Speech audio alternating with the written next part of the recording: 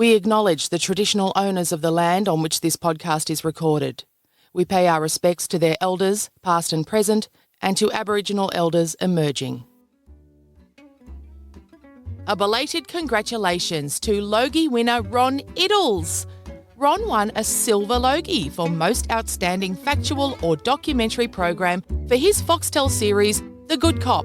Our patrons received a celebratory exclusive episode of Australian True Crime this week, which was a live recording of Ron talking about his career as part of our recent season at Chapel Off Chapel in Melbourne. So I hope you all enjoy that. And our newsletter recipients also received a special gift this week. It's a copy of the Ticket Holders Program from CrimeCon 2019, which was recently held in New Orleans. It's really more of a magazine though, with lots of very interesting articles and profiles. There's a long interview with Skye Borgman, the director of the Netflix documentary Abducted in Plain Sight. Remember that? So weird, so creepy. And there's also a conversation between Laura Richards, the Scotland Yard profiler, I love her so much, and Deborah and Tara Newell, the real-life mother and daughter from Dirty John. So Laura Richards interviews Deborah and Tara. It's really good. This is a great magazine, and they've very kindly given us permission to share it with you as part of our newsletter. You can sign up for the newsletter and find the Patreon link at our website, australiantruecrimepodcast.com, and at our Australian True Crime Facebook page. Thank you to our new patrons, Dave Peters,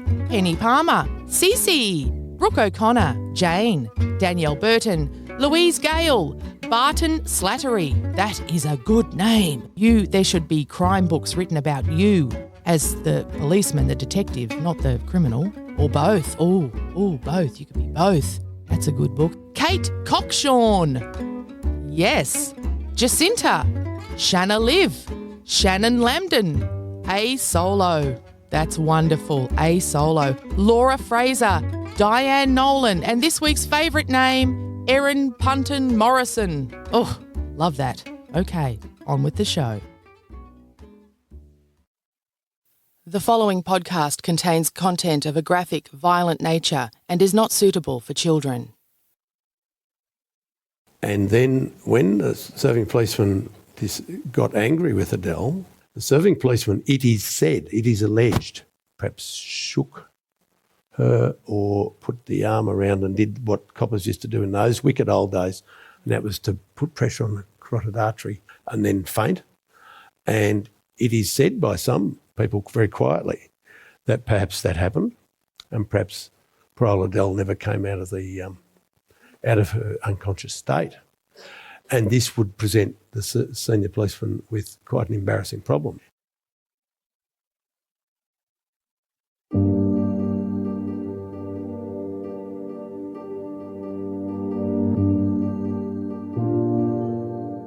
This is, without exaggeration, one of the most gripping stories I've ever been told in my life. And it shouldn't come as any surprise because the storyteller is arguably Australia's greatest true crime storyteller. It's Andrew Rule.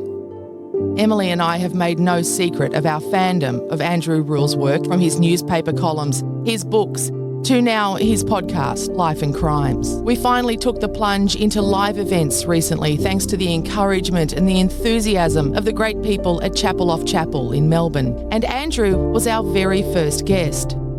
Andrew Rule is so ubiquitous, so authoritative, and such a charming and funny raconteur. It's easy to forget that he's naturally irritated some very scary people over the years. You have to be very brave to do what Andrew Rule does, and today he tells us about one of the most frightening episodes of his career. If you're very lucky, like I was on the night, this will be the first time you've ever heard of the old Tanner family farm in Bonnie Doon. Because if that's the case, you'll be as shocked by the many twists and turns in this story as I was. And he is here tonight. Ladies and gentlemen, please make him very welcome, Andrew Rule.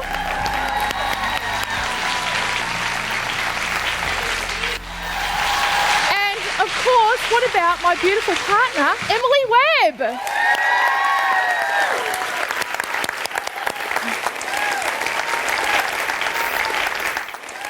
Oh, this is exciting. We've got Madonna mics. We're very serious about this.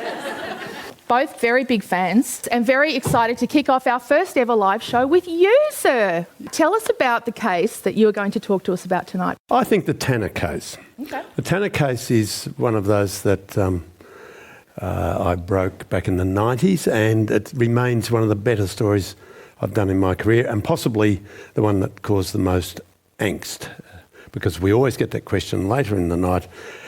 Do you feel frightened about any of the people you've dealt with or the cases you've done? And this is the one that is a little bit interesting in that respect. I remember reading that story in the Sunday Age. You do? When it came out. I remember there was the photo of Jennifer, beautiful, beautiful young mum in the paper, that famous portrait shot. It was, yeah. And I just remember absolutely lapping that story up. It was a very interesting story. It was tragic. Jennifer was a young mother with a 21-month-old son. She was in 1984, November, Wednesday night in Bonnie Doon, which is where it's serene, as you know. The serenity was shattered that night, good and properly, because she was home with her little boy, and her husband, Laurie, local farmer. They lived on the farm, the old Tanner family farm, which is relevant, and he was a bit of a shearer, a bit of a truck driver, a bit of a half a no-hoper in some respects, but okay, local guy.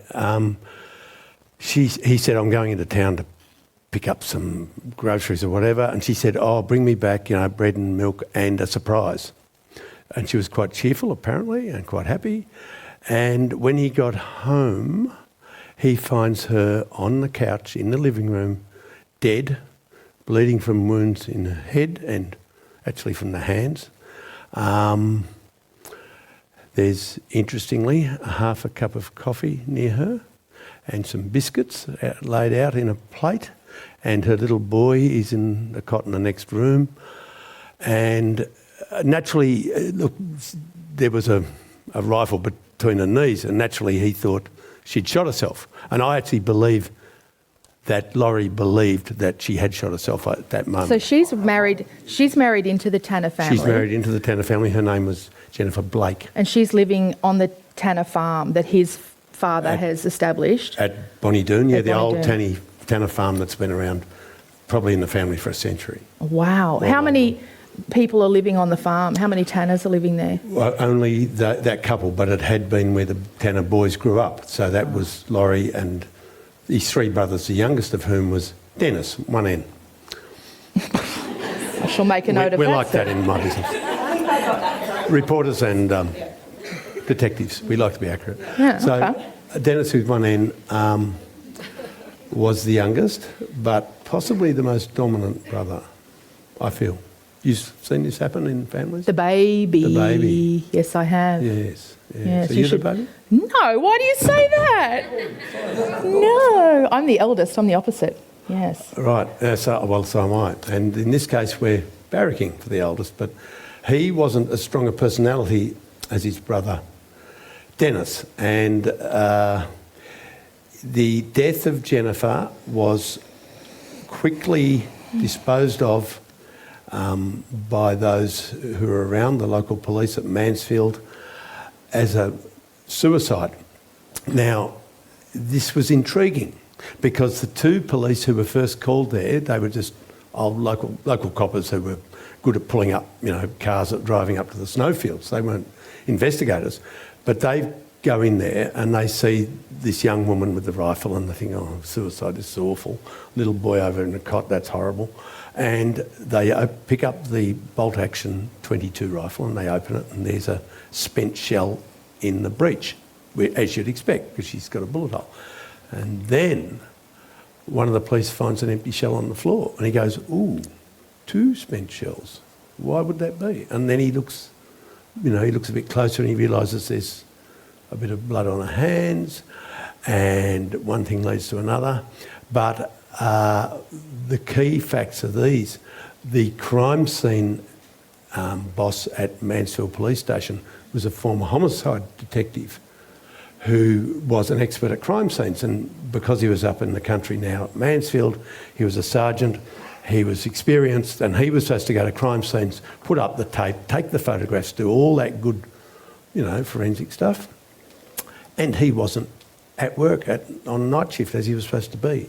He was supposed to be on night shift. He had signed in and written in the book, or whatever you do, at 7 p.m, but then he'd gone missing. He was working a phantom shift. As I say, he'd gone visiting someone up towards Mount Buller. But this is where the plot thickens, ladies and gentlemen. And this is the spooky bit that you couldn't make up. And this guy is missing in action. So when he turns up, tired and emotional next day, they're going, "Where the hell were you, Skipper? Because we needed you out at this, what looks like a crime scene." And suddenly he developed a great interest in promoting Jennifer Tanner's death as a suicide because that would save his ass, I think. This is my opinion. This might be the bit you cut out. No. That's fine, yeah. And that was one of the reasons, one of the lucky breaks that I think her killer had was that particular thing. Now, there's some very intriguing things here.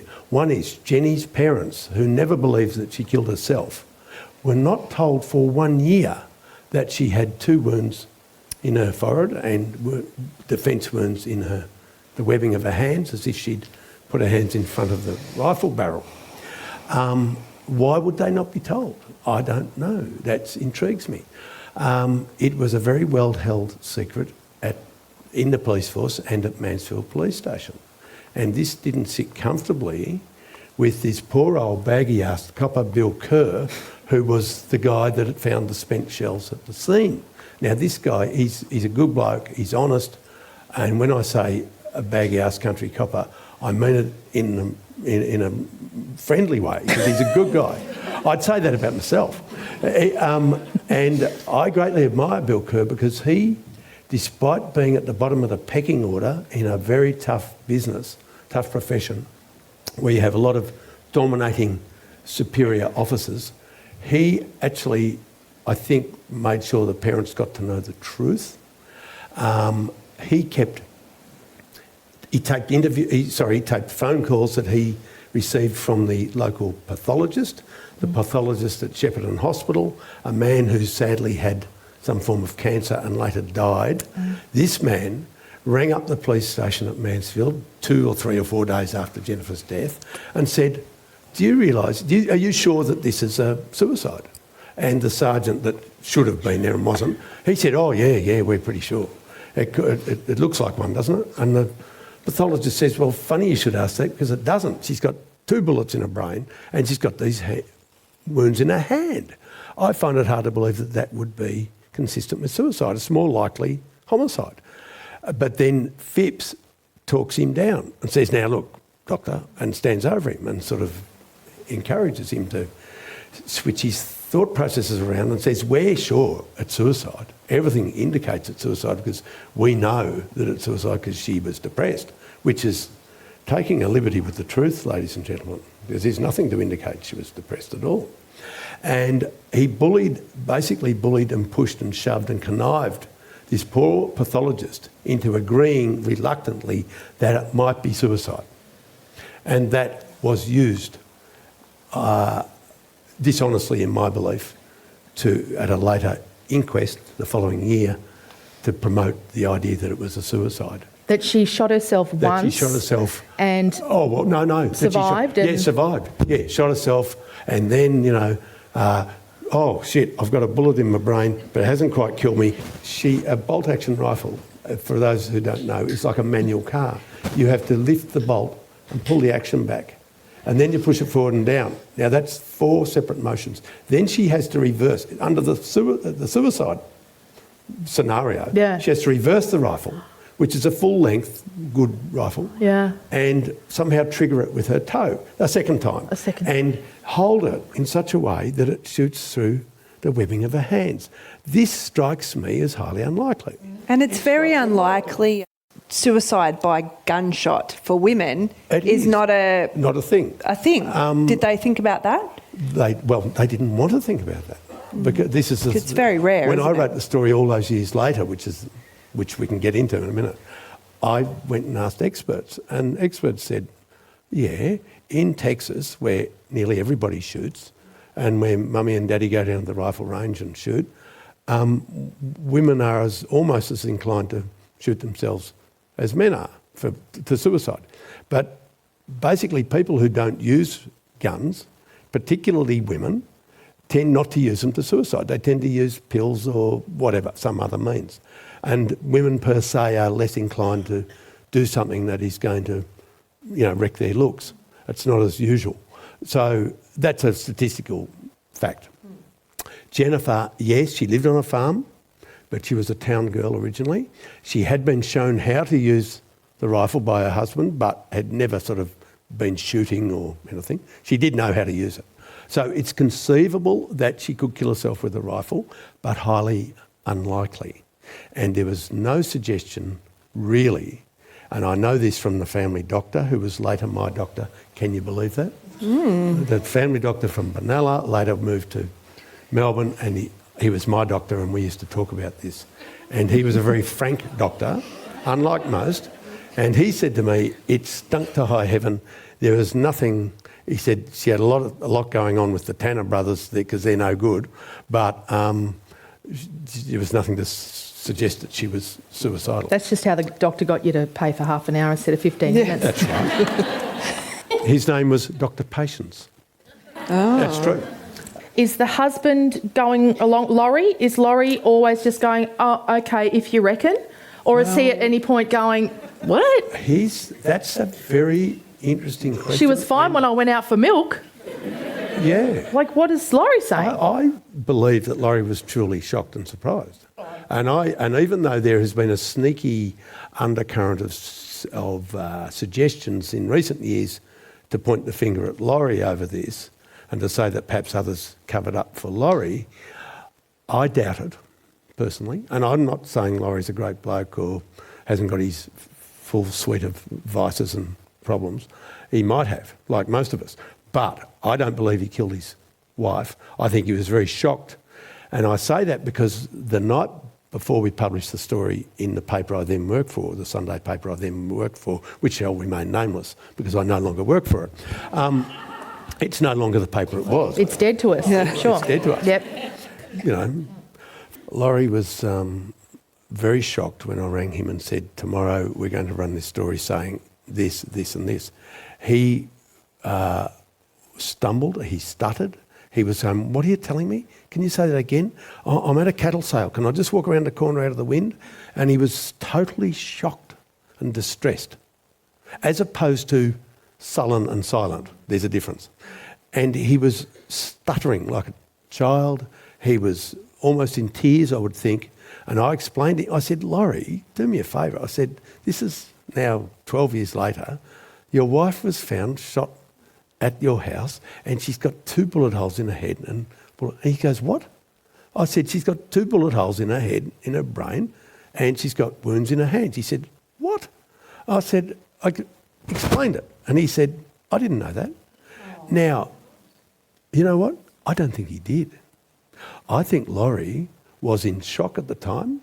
I think he was herded away from all but his own appearance at the first very small, quiet inquest held in a church hall in Mansfield in 1986. I don't think the details of the case were ever reported by anybody, much. And it was all kept under wraps so much that poor, silly Laurie didn't know until I rang him 12 years later the full details of his wife's death. Either that or he is a far better actor than I believe he is. How did that feel for you? Because that... I was stunned. To me, it would be quite shocking and sickening almost. I was stunned, and then I rang his brother Dennis. With one N. One N. And Dennis, in contrast to his brother, his big brother, was very, very sulky and very, very silent. And he heard me out for some minutes, and then he said that he was obviously waiting for me to come out with the killer evidence or something. And when he thought he was safe, he said, yeah, that's not worth a hatful of monkeys' arseholes. That's what he said. I wouldn't make that up. No, you would not. And he, having said that, he basically hung up. But he was very anxious to hear everything that I had to say about what was going to be published. And he was very anxious not to say anything that could be used. And his demeanour was entirely different from his brother's, shall we say. Wow. Who raised the son who was in the house when Jenny was murdered? Or, beg pardon, when Jenny died? When Jenny died violently. She was shot to death, the coroner said. Later. Look, he was basically raised in that first dozen years by his paternal grandmother and grandparents, the Tanners, but he had access to his mother's people, the Blakes, who I was friendly with, Les and Kath Blake. And when I went to see the Blakes, when I wrote the story in 96, and the reasons we'll go into it in a minute, I spoke to them, and Mrs. Blake was a small, feisty, tough woman, and she said, my daughter, I knew it, I'm so pleased you've turned up because my daughter didn't kill herself, and I'll tell you why. You know, she was planning Christmas. She'd ordered all these presents for everybody. She'd ordered a new lounge suite on time payment, and so on and so on. She had all these reasons why Jennifer was planning for the future, and Jennifer was quite content, or content enough, etc., etc. And Jennifer's father, Les Blake, who was a large, good-looking, lovely man, a very nice man who'd worked in the timber industry all his life, he wasn't as feisty. He was a quieter chap. And he said, this is good and this is all very well, but will it mean we lose our grandson?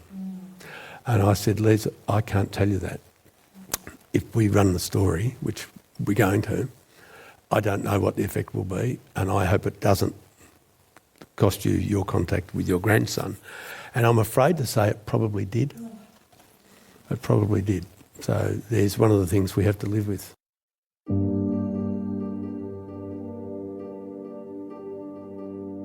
After the break, the many stunning twists and turns of the Tanner case begin to reveal themselves. Coming up on Australian True Crime, a long-lost woman, some thought of as completely disposable, comes back to turn things upside down. But first, Emily wants to know more about how Andrew came upon the story, and that's a story in and of itself. I want to know, you know, when you just hear something and you just roll with it as a journalist, I want to know, where was the seed for this? Because I love hearing about that. Yes. Okay. It's 1996. Back in 95, there's been a smallish story saying bones found in mineshaft at Bonnie Doon, up at there. Now, this was not a very big story. It turned out that the bones were subsequently identified as a transsexual prostitute called Adele Bailey, who'd gone missing from St Kilda back in 1978, which is, you know, a dozen years, many years earlier. And that story was intriguing, and especially intriguing to us in the business, but not huge. But then one day in 96, this is less than a year after the discovery of the bones in the mineshaft, I'm at work at the paper where I then worked, which was a broadsheet newspaper. Remember, they're the big ones. It was quite a good paper at the time. And I'm contacted by a fellow who's in the homicide squad, and I know this fellow. Do we know this fellow? No. And it's a sad story what happened to him later on because of other things, because the exposure to dead children and things, it's not good for you. But anyway, this fellow said to me, I want to meet you and have a chat. Where will we go? And I said, I'll tell you what we'll do. We'll meet at the Age Canteen. There, the name came out. Because Never heard of there's it. one thing, at the Age Canteen, I can get you in there, but there will be no other coppers there. So he said, good idea. So we go there.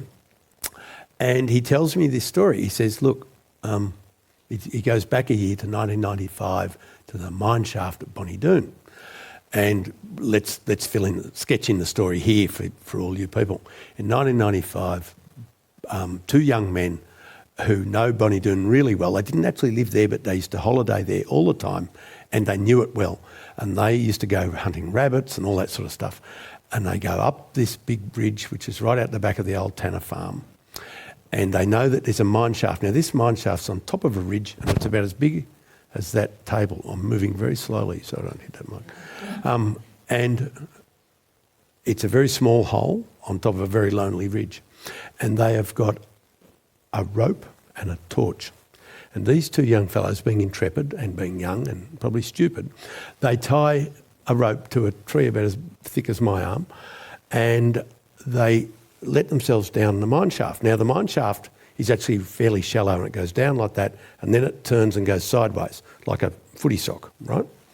A footy sock with a very big foot. And they get down, it goes down several metres, and then they hit the bottom, the heel of the sock, and they look along the drive, as it's called, laterally, and with a torch, and they see some things, and they crawl along, and they go, that's interesting, there's a watch, and there's a bangle, and there's this and that, and there's two old silicon things that don't know what they are, and there's a pair of very faded knickers, and different stuff, and some bones. And they take the biggest bone. I think it might have been this one, maybe. And they carry the bone up to the surface with their torch and their rope, and they go, this looks a bit sus. So they go down to the doctor, it's in Bonnie Doon, and they said, look, Doc, what we found. He said, where'd you get that? In the mine shaft. I said, well, that's very interesting because that's a human bone. And he rings the Wallopers, and the Wallopers have a look, and the Wallopers ring the homicide squad. And the homicide squad comes up with possibly the search and rescue guys, and they land at Bonnie Doon, and they go down the mine shaft, and they bring out one bone after another. They bring out the knickers, they bring out the silicon stuff, they bring out the watch, they bring out all this stuff. And they do all the police stuff, and they carefully label it.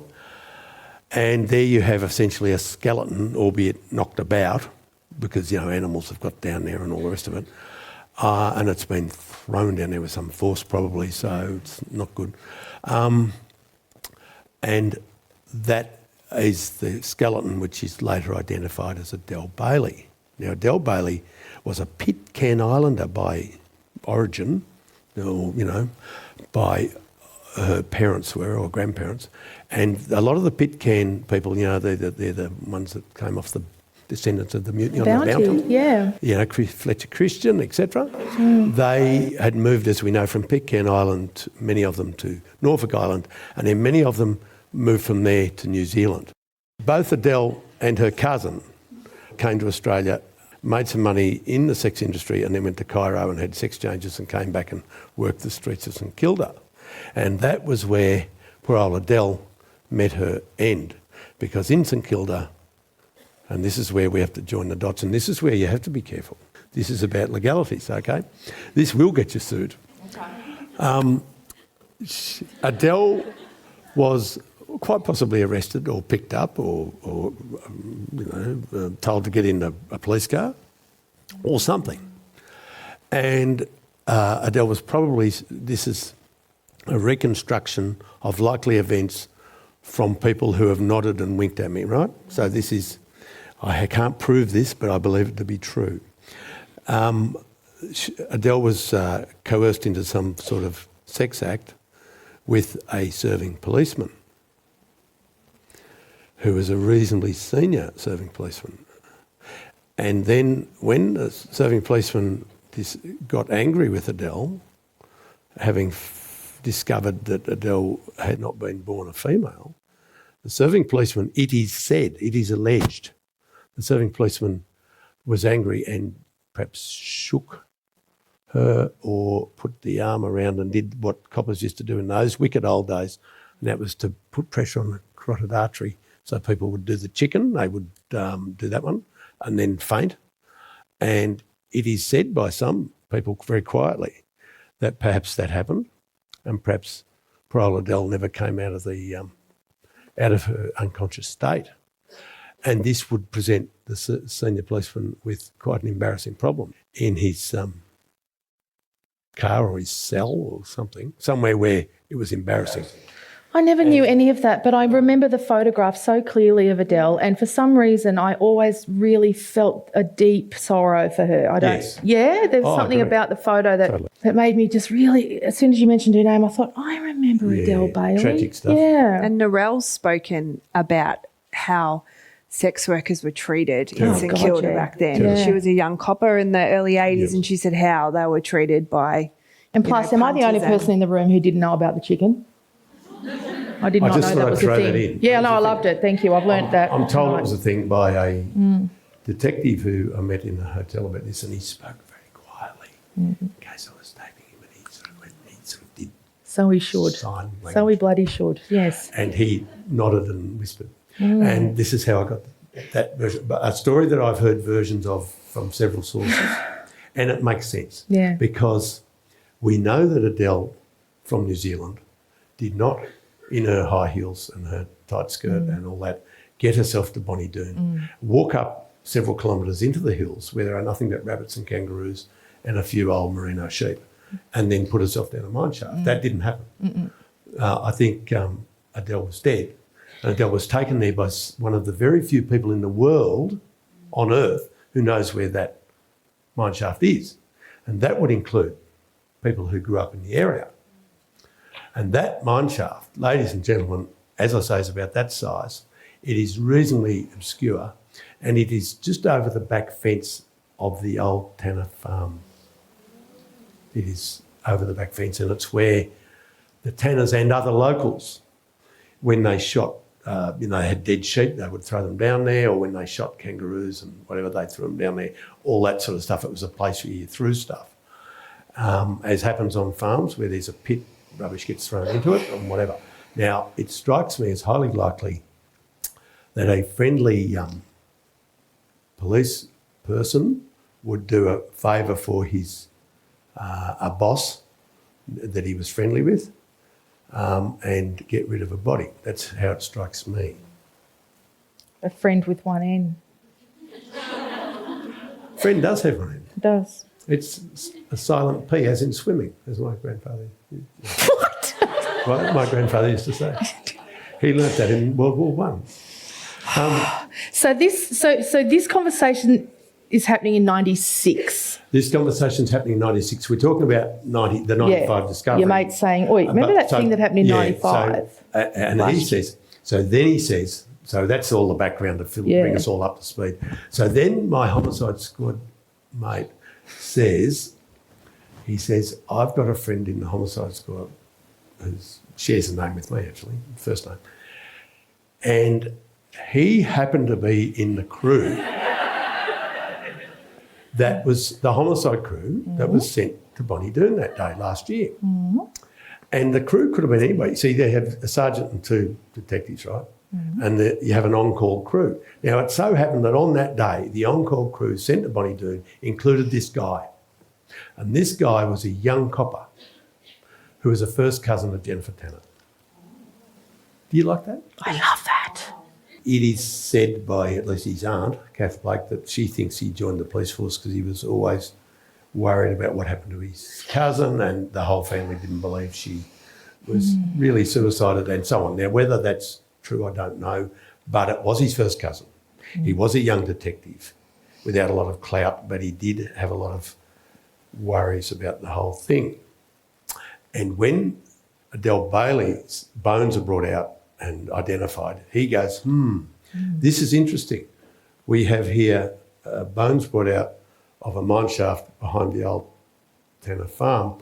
And if you look down at the farmhouse, that's where my cousin was found shot to death years before. Is this a bit of a coincidence of these two violent deaths in the same district, almost on the same property in the same era? And he came to the conclusion, perhaps, it's not something he talks about much, but I believe he came to the conclusion that it was something was rotten in the state of Denmark, or at least at Bonnie Doon. And he told his friend, but he didn't know what to do about it, because he decided after several months, nearly a year, that the investigation was getting nowhere, that this link that he could see wasn't gaining traction. And he didn't really know what to do about it. One night, according to my friend, got his little daughter's push bike, and he rode on the footpaths in the cover of darkness, which is illegal, Meshel, because he didn't have a helmet or a light. And he drove around to, in a Bayside suburb, to the other detective's house, and he said, come out in the backyard, because they're all paranoid. They all think there's bugs in the light and all that. And he's told him the sad story and said, look, I don't think they're trying. Someone somewhere's not trying because nothing's happening with this. And I reckon it stinks, and so on and so forth. So what'll we do? And my guy says, I'm going to go and talk to this journo. And that's how I came to be put in the picture. And those guys obtained for me the 1985 Inquest brief from the first inquest, the one in the church hall that no one knew about. Would have been quite flimsy, was it? No, interesting. It was flimsy in some respects, but there was some very interesting material in it. Just because Laurie didn't know it was there didn't mean it wasn't there. And the interesting thing about that first inquest is the coroner, who was not the first coroner to be approached to be the coroner in that case, someone else, a local magistrate, had knocked back the job on the grounds that he didn't want to sit on a case, quote unquote, he's dead now, this bloke, quote unquote, where that copper shot his sister-in-law. Oh, wow. He didn't want to sit on that. So this nice Melbourne coroner magistrate did it. And that man, bless his cotton socks, listened to all this heavily slanted evidence and this one-sided stuff. And then he wrote a finding which said that despite the police evidence being heavily slanted towards a finding of suicide, that he would not make that finding, and he made it an open finding. Now, this was a very good thing that he did, because it left it open, literally left it open to be picked up. And it was never really, no one was home and hosed while that was an open case. Hey, could it hypothetically be considered corruption for a police officer to take this information and hand it to a journalist? Those chaps, they took the old brief, which is really public property, I think. There's no reason why technically I couldn't get that brief from somewhere, but the reality is it's a bit harder than it looks. So it always is, you know. Yeah. Technically you're allowed it, but anyway, they pulled the one off the shelf at the homicide office, gave it to me, and I threw it through a car window at me. And I hit me on the chest. It was like Dustin Martin. And I'm straight up. He plays for Richmond. That's an AFL. And I photocopied it instantly on the thing where it did 193 pages. And, the stat, whatever it's called. No, it wasn't that. No, it was a real photocopy. Oh, right, sorry. The Canon. Yeah, I'm imagining this is happening in 1971. Yeah. But so it's not illegal, but it would have been frowned upon. So I copied it all, and then I had my own set, and I gave them back theirs, and I threw it back through the window of the car, and I went back to the homicide cop and went back on the shelf. Okay. So then I had this set. So I start reading it, and it's just an open book. It goes, here's Mr. Dyke, the pathologist, 2 bullet wounds. I go, what? Another one, oh, here's this, here's that. Here's Bill Kerr, the old copper. And so I just sit there and ring all these people. So Dyke's, I think, dead by this, but I ring his assistant, Mr. Dr. Sonnenberg. I remember these names, amazing. Can't remember what I had for breakfast. Sonnenberg. And Sonnenberg says, well, it was a bit of a worry, you know, we were never that happy with that. Anyway, the coppers seemed to think it was suicide. I've rung Kath Blake. Here's the thing. She acted. Now, I've rung her out of the blue. She answers the phone at Mansfield, and you'd think she'd been waiting. Yeah. She knew that I was going to ring 5 minutes earlier. Yeah. It's as if she'd been waiting all those years for me to ring. She said, yes, right, well, I'll tell you. You can't see me because my daughter didn't commit suicide. And here's why, those reasons I outlined earlier.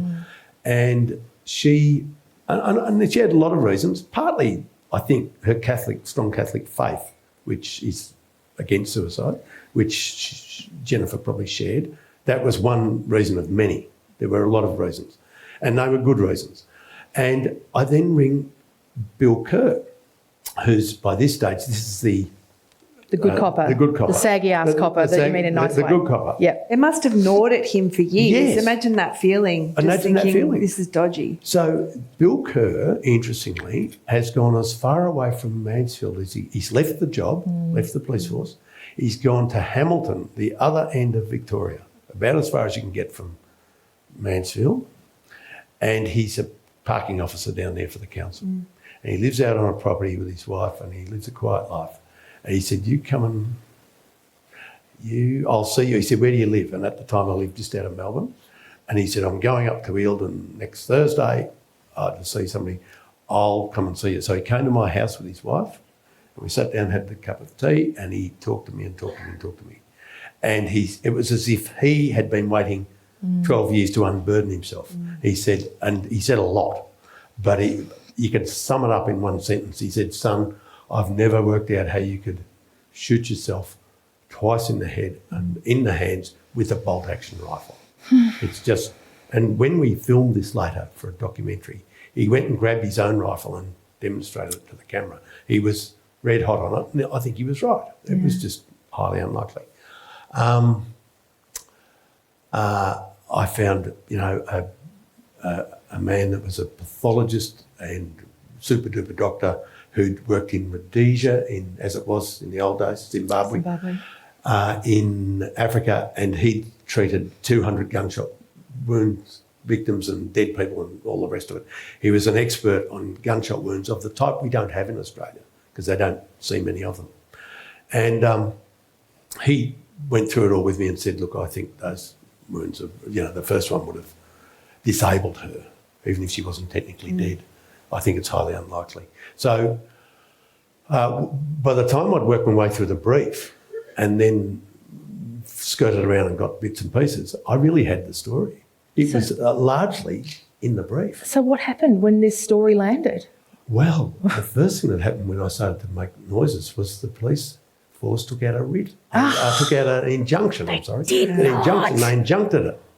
And that actually made me a little bit happy after a while because I thought, well, that means no one can publish it. They injuncted the whole thing. So that meant, and we injuncted it until a Sunday, and I was working for a Sunday Because we forget that. So your journalist's ego is also terrified that someone else is going to get this story first. It's a living. They're going to get it out first. Now, the injunction ended up being a bit of a blessing, and they said, we're still investigating this. You're getting in our way. You're interfering. You could be warning people that need to be investigated. And it seemed that everywhere they went, and they went there rapidly, I'd just been. They were busy basically doing what I was doing and playing catch up because they had not been doing it. Yeah. It had been at the bottom of the pile, it had been left at the bottom of the pile, and suddenly in a fortnight they were going to do it all because it was all going to be very smelly. And in the end, we had our 2 weeks or whatever, and we published the story. And the story was very good in the first edition of the paper. You know, the one that's printed early? Yeah. It was very good in that paper. It was a big front page story. It was. A beautiful story. But you know what happened that night, ladies and gentlemen? What? Some idiot at the AFL park, at the football, lit a toilet roll in the toilets with a cigarette lighter. Now, this was a very short-lived, it wasn't even a fire, it was just a toilet roll on fire. But for some brain-dead football reporter, he thought they were going to burn the stadium down. He thought it was, the LA riots. He thought it was Paris burning. And the people back at the desk at the paper, one of whom, they're very capable people, and I'm very friendly with them. But if you work late at night on a newspaper, you are always vulnerable to the thought that there's a big story breaking that you're going to get and beat the opposition. And that night, for about 20 minutes, they thought, this is it, we've got AFL Park burning down. And they pulled my story off the front and pushed it to inside and ran this crap story that was out of date before the bloody thing hit the printer. Before it was on the printing press, there was no fire. It was crap. And that pushed a real story inside. There's a lesson here. Never push a real story out of the way. Okay. with a fake So one. that's what happened to your front That's page. what But I was actually asking thought I'd more get that. about what happened to the case. Well, you need to know that. But it is relevant Okay, because good. it shows why, because the second edition is the one that everybody reads. Really? Hang on. What time does the first edition The come first out? edition goes to the country. Right. And next day, you know when I realised I'm in the country, I'm living in the country. Right. And I'm driving to Bendigo to see Mother's Day or whatever it was, so my mother's birthday. And I turned the radio on, and the bulletin of the radio, it doesn't lead on the Tanner case. It's the bloody dunny And roll. as soon as no, it's not the dunny roll. No. But it's not the Tanner. And I said, I know what's happened. In the city, in the second edition, the one everybody's reading, this story's been bumped. Right.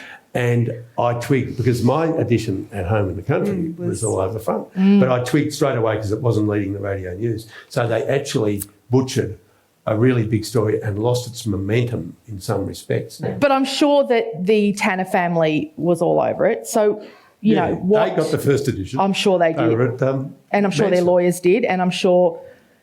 What was the upshot of all of this? The story really pushed, and the subsequent stories, which I did, Yeah. pushed it so that in the end the authorities and the police have to sort of get on board and have a shot. Yeah. Like this. They quashed the old original inquest finding. They call a new inquest, which started in 96 sometime and ran over 23 sitting days over about a year under the coroner Graham Johnson, who was a very quiet and intelligent, judicious man who didn't indulge in the sort of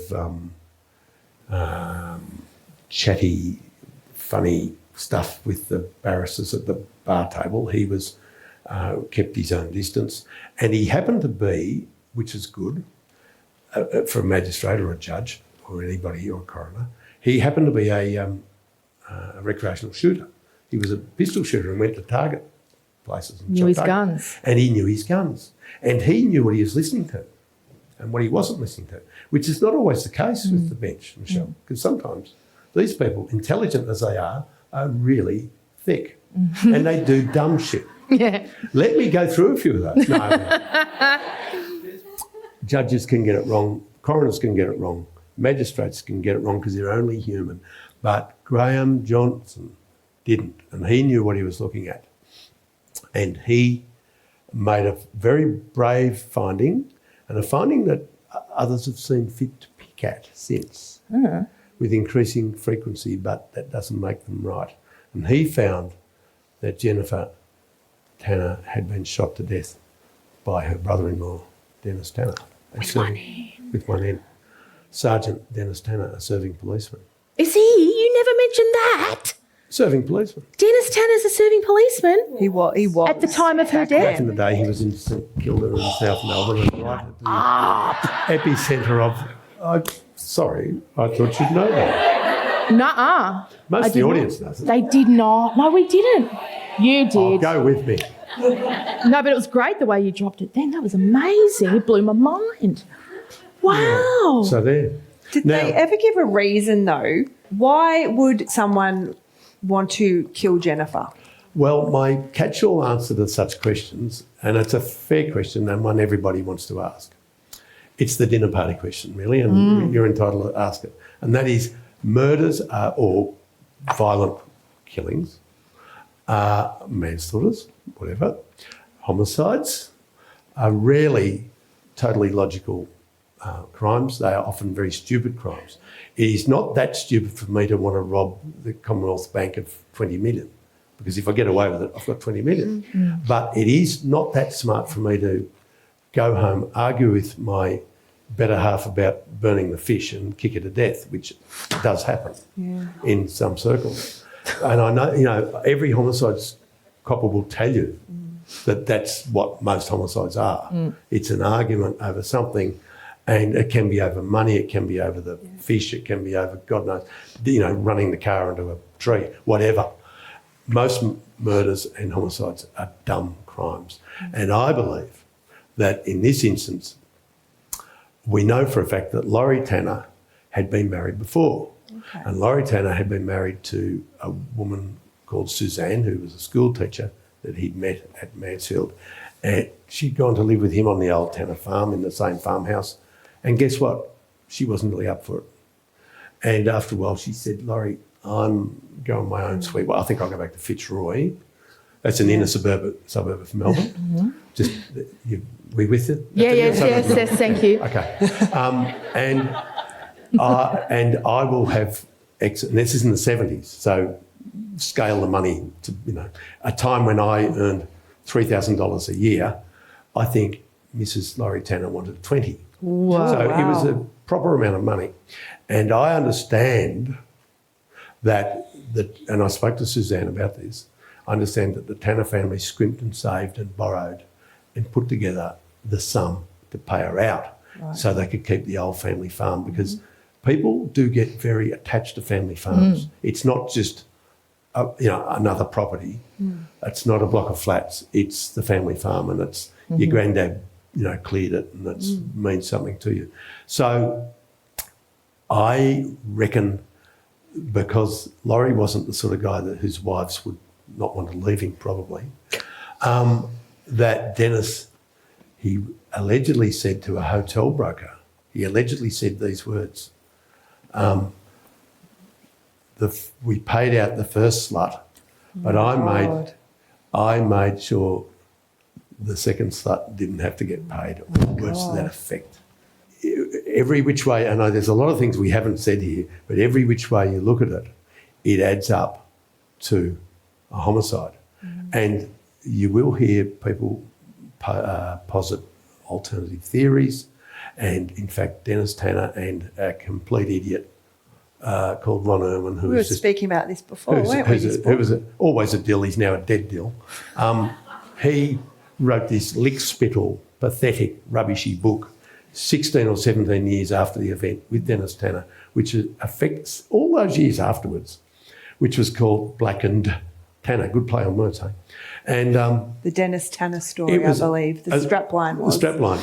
And essentially that was a sort of a lame lawyer's defence case. In other words, it picked up all sorts of bits and pieces of strange exotica and allegations and nonsense and made-up stuff and half-true things, and a farrago of facts and fiction and downright lies. Like an alibi, alleged alibi. Yes. 17 years later. Dennis wasn't. Yeah. I was booking in Melbourne or something. An English tourist who was driving a combi van. I remember now, he had parked near the boulevard in St Kilda. It's just come back to me 2 decades later. Yeah. That was it. Yeah, it was good. It was really good. Is he still alive, by the way, Dennis, with one end? Oh, yeah. Oh, yeah. Because now I'm just remembering... He's taking snapshots of us now, and he could run you off the road. Shush! No. Don't, because I remember now... Maybe you could cut that bit out. At the start of this conversation, you said, people always ask me what are the scariest cases I've written about, and this is one of them. It's one of them. Are you scared of Dennis with one end? I don't know that we need to go down that path. But I'll tell you a story. I'll tell you a story. When I was writing this... I'll cut this out if you're scared of him. There's no shame in that. Well, if you met him... Yeah, no, I'm honest. There's no shame in that. He sounds like a scary dude. Yes, I understand Dennis because I came from the bush, from a farm, from similar circumstances, so I get him totally. I understand him in ways that perhaps others don't. And I understand, he's grown up shooting stuff and all that. A man of action. Clearly. When I was writing this story, we lived partly in a small house in a quiet suburb of Melbourne, and a lot of the work was done there, and I used to pull the blinds because at the time, I thought there's great pressure on this. They know I'm doing this, and there was a time where I thought it was vulnerable, or I was vulnerable, and I used to pull the blinds, and I said to the kids, my wife, don't answer the door at night in case blah, blah. And one night I'd been to a function rather like this, where I was speaking at something, and I drove home late, and I parked in the street outside our house, our then house, and which we no longer have. And I walked inside as usual, but it's probably midnight, and go inside, clean my teeth, 3-minute shower, jump into bed, right? So it's very quick. Flick the light out. Straight away, I hear this crash outside, big crash. noise, smashing noise. I go, shit. That's what I said. And I ran out because I got little kids. I wasn't going to say the other word. So you might say the other word. I would, for you sure. You would, I know. Because you're different. I'm a different generation. So I go outside and I've got a torch and I go to my then lovely newish Land Rover, and of which I was very fond, and its windscreen's completely caved in. No. And I go, ooh, and I look at inside the Land Rover through the broken glass, and there on the passenger seat are not one but two roof tiles. Now, these were the ridge tiles. They're the ones on top of the roof. There's two of them. They're big, heavy things, and they're shiny and brand new. And I thought, that's funny. I reckon some guy's coming from the Harp Hotel up in Kew, some tradie, he's pissed, and he's come around the corner and he's off down the quiet streets to stay off the main road. Maybe he's come around the corner a bit quick and these have fallen off the load and hit my car, which was sort of faintly ridiculous because they'd gone straight through the windscreen. Yeah. But I'm hoping. I'm looking for the normal excuse. So then I think, no, kids, bad kids. But it was a sort of a weeknight. It wasn't Saturday night and there were no, it just didn't gel. Anyway, I took the tiles, which is probably a good thing, and I took them inside and I put them down. And I wasn't that stressed about this at that stage. And I went to bed and I got up next morning and then I had a good look at them. And I held them up in the light and they're brand new and they're shiny because they've been through the machine and they got the glaze on them.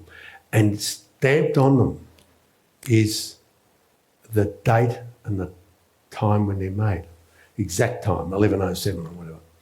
And I ring Monier because they'd made them. And I said, Mr. Monier, blah, blah, blah. I explained myself. I need to know if you can identify these tiles and where they come from, which batch they went out to. And they said, yeah, and they rang me back. And they said they come from number 36 Birdwood Avenue, Baldwin. Now, this was interesting because I drove immediately to that address.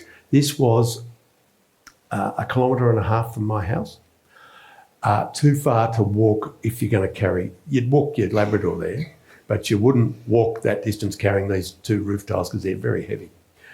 And I saw on the footpath a whole pack of tiles dumped by the truck, as they do, with a crane.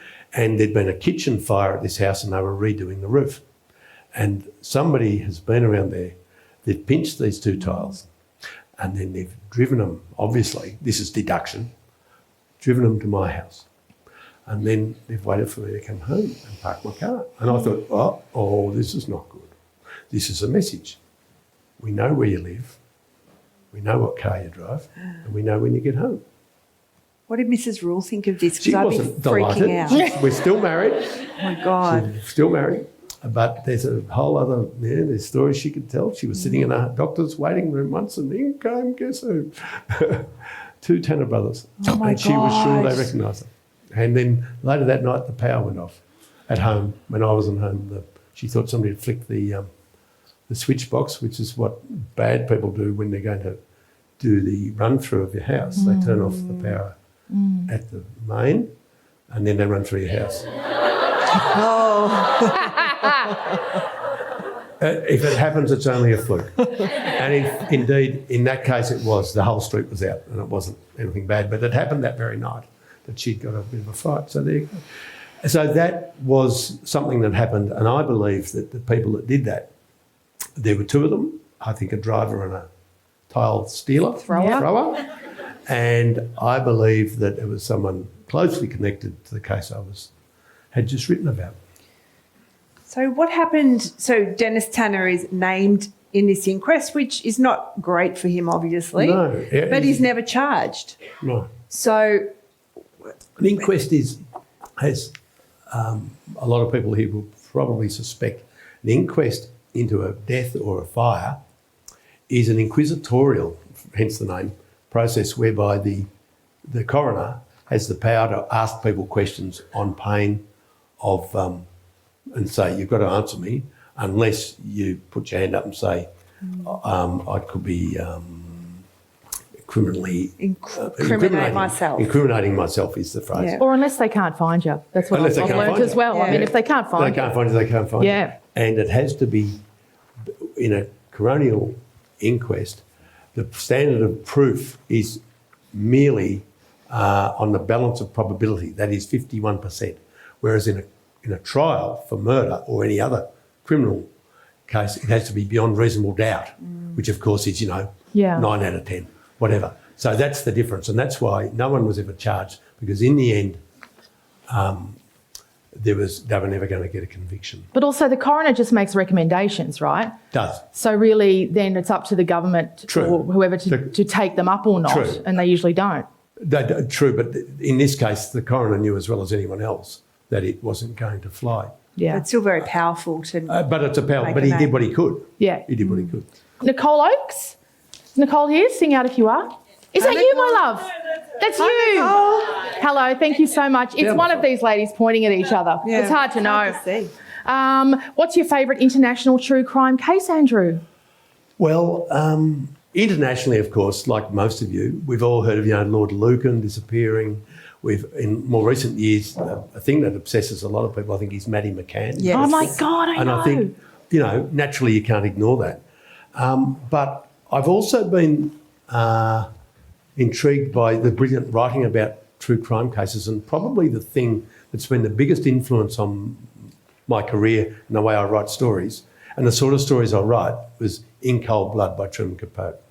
And I think that written in the 60s was the first of that sort of book, and it was brilliant and beautifully written, and it inspired, I believe, an English book called Beyond Belief. I believe it inspired it, which was almost a contemporary, and it's about the Moors murders, Myra Hindley and Ian Brady, and that is also a brilliant book, a very different book, written by a Welsh playwright called Emlyn Williams, and that I found very inspiring. Those two books, I found them riveting. I read them when I was very young, and I've never forgotten them, and I've reread them, and they've stuck with me. Christy Grant, at any stage in your career were you asked to look into the cold case of Mandy Lee Yodji in the 1980s? I'm sad to say, Christy, for some reason I never actually worked on that case to any great extent, but I do know a little bit about it.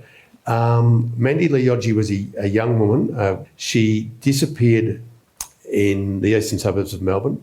Two boys found her body one lunchtime lying on an embankment covered in scrub up just off the mountain highway in the Dandenongs in the hills. That was in 1984. The body had been there for several weeks at that time.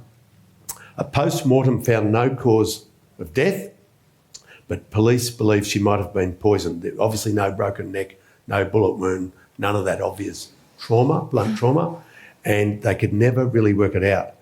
That was obviously 30 plus years ago, but the uncertainty sort of lingers on. And I know that Mandy's sister, Marnie Dean, has spoken over the years. Marnie was a child then, 10, I think. She's now, a middle-aged woman who's still haunted by the disappearance of her big sister. And it is one of those sort of little-known cold cases that are very haunting, particularly for those that had anything to do with the girl who vanished. We could do a podcast episode on that one. I think you could. Really good idea, actually. Lily Sabo. Is Lily here? Hi, Lil. Hi, Lily. Thank you so much for Libby. coming. Why do so many of us love a good true crime story, Andrew? I think as humans, we're all intrigued by life and death. And from the earliest age, it gets us in, and that leads us to be interested in crime and punishment, in right and wrong, in all those things. And when you think about it, all the great drama that we've known through history and also contemporary, Shakespeare, what is it? It's life and death. It's mostly crime stories of one sort or another. And so is opera, so is ballet, so is nearly everything, to some extent, is a version of a crime story. Well, this takes me to the next question, actually. I've realised recently one of my favourite elements of true crime stories, Shona's question. Shona here. It's, hey, Shona. Shona's question is, what was the single best... I hope everyone doesn't mind me shortening their names. It's just... sorry, it's just the way I live. Shona says, what was the single best piece of evidence that was key to solving a crime that you can remember? And when I read and hear about investigations, I'm always so dazzled by investigators' minds and the way they figure this out. probably everyone here, including you two, have got better examples than this, but I'll do this one close to home. Yep. The first book I ever wrote was called Cuckoo, and it's about what was a massively big deal case when I was a child, when I was a little boy of about 9 or 10. In the 1960s, there were two big crimes in a matter of weeks. One was the Beaumont children, and the next one in Victoria was the disappearance of two teenagers from Shepparton. They were called Abina Medill and Gary Haywood. She was 16, he was 18. They went missing from a rock dance in Shepparton on the same week that decimal currency was brought in. And they vanished off the face of the earth. It was a massive case because, it was sex and drugs and rock and roll. Well, no drugs probably. But their bodies weren't found for a couple of weeks, maybe 16 days, something like that. And in that time, decimal currency had arrived, but Australia had sort of lost its innocence. And that case was intriguing to me as a child because it was front page news, it was really scary, it was big deal, it was creepy. It was set in the country and yet it intrigued city people. It was sort of the end of an era in Australia.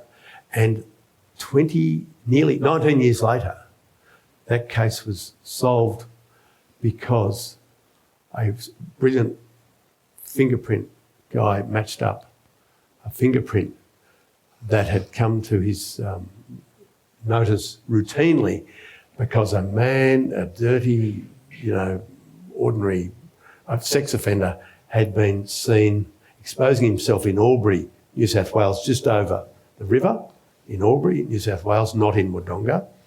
And in New South Wales, the fingerprint laws in 1985 were that if you got arrested for anything, they fingerprinted you. So the lady in the shop sees this guy exposing himself. She rings the local coppers. They come down, they grab this bloke, they take him to the cop shop and they get his hands and they put him on the ink and they put him on the paper and they send the thing to Central Fingerprint Bureau, and eventually it gets disseminated over some days and weeks to everywhere. And a genius young fingerprint bloke in Melbourne called Andrew Wall, who wasn't even in Australia back when the Medill Haywood thing happened in 66. He was a kid in England. He says, hang on, that print reminds me of one of these 10 most wanted prints we got here. And he managed to recognise that bit of a hand that had been found on Gary Haywood's F.J. Holden in 1966. Ooh. He managed to, he remembered it because he's got a mind like a steel trap. Yeah. And he made that match, and I thought that was a great piece of detection. And it's close to home for me because it was sort of the basis of my first book, which is still with us. I have a version of it out in the foyer. Do you? It's very good. Unreal, because I've tried to buy that. I couldn't find a copy anywhere, so I'll buy it tonight. It's inside an omnibus. Great. Which is called something else. Adele Gleisner. Is it Adele Gleisner? Is that how I say it? Is Adele here? Can you change it to Delhi? Delhi. Del. Ed. There you are. Edie. How do I protect the family from vicarious trauma? Yes, how do you do that? And protect yourself and family from vicarious trauma. Do you ever go home freaked out? Or have you in your career gone home a bit sort of grumpy and freaked out? Grumpy, often. Grumpy. Someone spills the milk and you go off tap and they go, Dad, what is with Dad? I do remember yelling so loudly at one of my then youngish children, perhaps teenagers, so loudly that the neighbours heard me because they'd opened the door to a stranger. And there were two things here. One is, bad guys, and the other one was getting served with summonses by process servers who were wanting me to go to court and be sued. Yeah. And so I had my kids all lined up saying, no. Never heard of him. He's not here. Yeah. He's interstate. So, and they said, but anyway, but we just saw him walk outside. No, that was my brother. He's an old looking brother. Anyway, I remember yelling at one of my kids because I was stressed out by the possibility that it was someone we didn't want to see. And I didn't want them opening the door and letting some clown in. So the way to avoid that, I didn't really discuss a lot of this stuff with my family. I didn't really take my work home and talk to them about it much, particularly kids. What about Mrs. Rule? Would you talk to her? Inevitably with the big story like that, yes. Molly Nina. Mol. Are you here, Mol? Yep, up there. Has there been any one crime or story that's really affected you that you haven't been able to stop thinking about? I'm going to share this with you, and Emily's very big on this one. It's the Margaret Tapp case, Margaret and Shauna Tapp. Yep. Margaret was a mother in her late 30s. She had a 10-year-old daughter called Shauna. Their bodies were found. They'd been murdered back in the early 84, the year of the Los Angeles Olympics, wasn't it? It was during the Olympics. Yep. And this was out at their relatively humble house in a street in Ferntree Gully. I can still picture myself driving to the airport one day, listening to your podcast about this, and there was a moment when I gasped out loud at a detail that you mentioned, and I went, oh, like that. It was amazing. It's a terrible case because you've got a mother and a daughter who there's no killer ever been found. They've never looked like finding anyone. I think it fell through the cracks with the police for various reasons. One of them being that one of the police that went to the job used to carry a Big M carton with a straw in it, but it wasn't milk in the carton. This would be for breakfast. Right. And that doesn't help. There was also another major murder mystery out that way, which you're familiar with. Yeah, Nanette Ellis. Nanette Ellis, who used to work at Leader Newspapers. She did. She was a newspaper manager there. For various reasons, possibly one of them is that she was a very beautiful woman. She was stunning. Leads to, it sort of warps things for the wrong reasons. But that case sort of took the shine off the Tapp one somehow. And the Tapp one never really got past first base. And it's not really the police's fault. Normally those things they call for, they have big publicity drives, they have press conferences, but I believe that Margaret Tapp's own family were probably conservative, deeply shocked, probably religious people who had never agreed with Margaret's lifestyle, which was fairly racy, and didn't want to wear all her dirty linen in public, and probably didn't help the police much by projecting the way that the Ellis family did. And I think that sort of killed it stone dead. I also think that the only candidate I've come across for it who's good for it, maybe, was a medical person who was sort of above suspicion. And I think that the best candidate for it, according to his own children, is a person who was a doctor. Who wore volley sand shoes. Yes, the volley sand shoes. Because the only clue that they could never work out was why were there volley sand shoe prints in this house. They couldn't link them to anybody who knew her. I always remember that from your big feature you did on the anniversary many years ago. Yeah. The son of a doctor contacted me indirectly, and I spoke to him and his friends, and the finger of suspicion does point at a certain doctor, with whom Margaret Tapp was a nurse, and she was enormously charismatic and attractive and interesting, and doctors particularly really liked her, and she'd had affairs with 7 of them. And this made it tricky for the police because, it's a hydra-headed monster, and she knew a lot of people, and a lot of people knew her, and they just didn't know which thread to follow.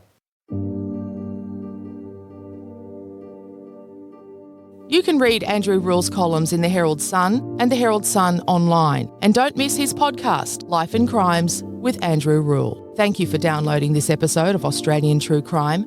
We'll be back next week.